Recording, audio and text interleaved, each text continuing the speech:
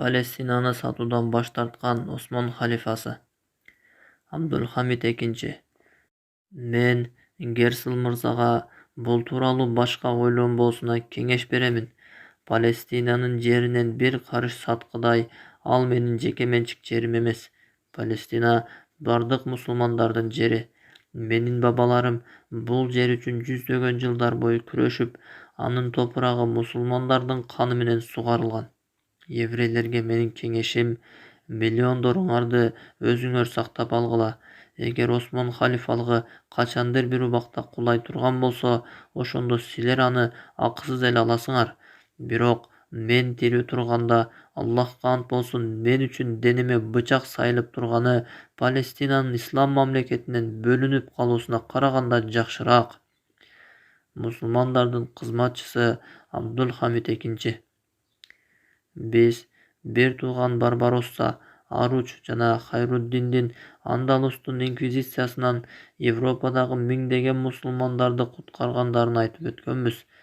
Ал экөө Осмон халифаларынын буйруктары менен миңдеген мусулмандарды кемелерине салып, Алжирге жана Түндүк Африкага алып өтүшкөн. Бирок христиандар мусулмандарды куугунтуктап эле тим болбостон, католик эместин баарын өлтүрүшкөн. Жада калса, протестант христиандарын да өлтүрүшкөн. Еврейлер да ошол террорист испандардын курмандыгы болушкан. Кастилия католиктери Андалусту толук басып алышканда, еврейлерди Испаниядагы экстремист христиандарынан, мусулмандардан башка эч ким куткара алган эмес. Ошондуктан агайыны Барбаростор жана флоттун башка кол башчылары миңдеген еврейлерди Осмон халифалыгынын кемелери менен мусулман өлкөлөрүнө алып өтүшкөн.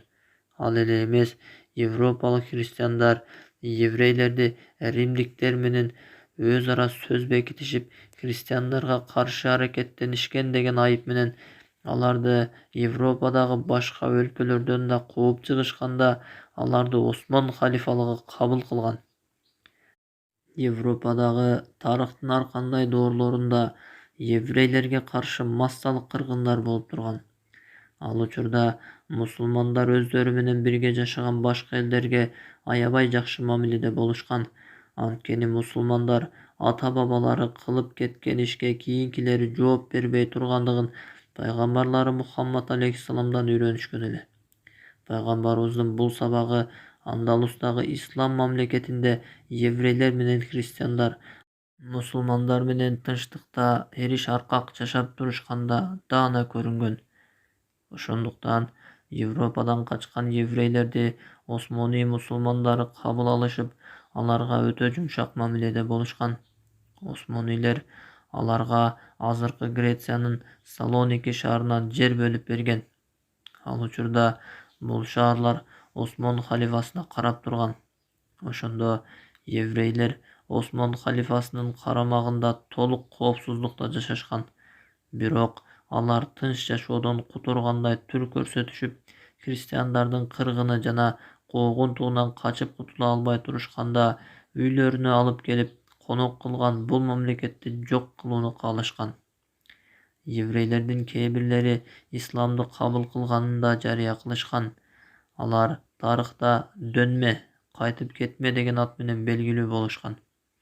Булар мусулмандар менен кадимкидей эле эриш аркак жашап жүрүшүп, кээ бирлери мамлекетте жогорку даражалуу кызматтарга жеткен. 19-кылымдын аяк ченинде Осмон халифасынын жылдыздары төгүлө баштаганда, Дөнмө еврейлери халифалыкты жок кылуу үчүн улутчул түрктөр жана башка күчтөр менен союз түзүшөт. Бирок халифалыкта Абдулхамид экинчи деген эрктүү халифанын чыгуусу менен алардын долбоору ишке ашпай калат.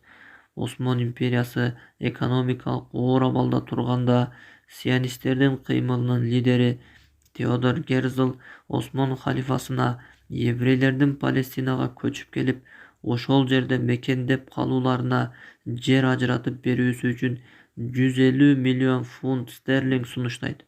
Бирок Осмоний үй бүлөсүнүн урпагы Абдулхамид экинчи халифалыктын каржы маселесин чечип алууга жете турган суммага карабастан, бул азгырык сунуштан баш тартат.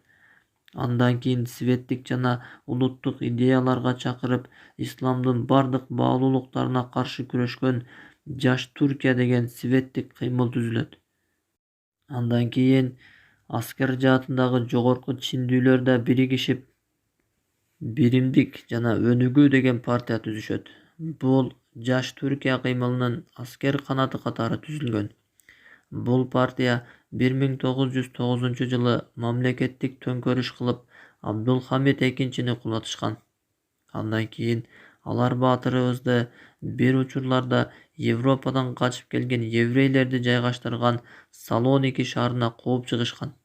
Абдулхамид экинчи ошол жерде 1918-жылы 10-февралда каза болгон. Бирок ислам халифасы өзү таалим алган шейхтердин бирине сионисттердин төңкөрүштөгү ордун баяндаган жашыруун кат жибергенге жетишкен. Султан Абдулхамид экинчиден кутулушкандан кийин Кемал Ататүрк деген генерал пайда болот. Бул адам ислам баалуулуктарын жаман көргөн адам болгон. Ал 1924-жылы Осмон халифалыгын жойгон. Аны менен бирге Түркиядагы ислам баалуулуктарына тыюу салган.